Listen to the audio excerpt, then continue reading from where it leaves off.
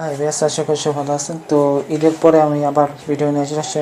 ঈদের কারণে আমি ভিডিও ছাড়তে পারিনি, একটু ব্যস্ত ছিলাম। যাই হোক, আজকে আমি তিনটা শব্দ, যে শব্দগুলি আপনারা বাংলা ইংরেজি আজকে আরবি বিষয়, আরবি যে শব্দ সেগুলো জানতে পারবেন আমার এই ভিডিও মাধ্যমে। তো চলেন আমরা মূল ভিডিওটা দেখে আসি। তো এই ভিডিওর প্রথম তিনটা যে শব্দ আজকে আজকে যে শব্দগুলো নিয়ে আসছি সেই শব্দের ভিতরে সেটা হচ্ছে ডাল দিয়ে। তো ডাল দিয়ে যে মুরগি, তো এই মুরগি আমরা কিন্তু সবাই চিনি। তো এই মুরগির আরবির নাম হইতেছে দাজাজাতুন। আর পরে যেটা সেটা হইতেছে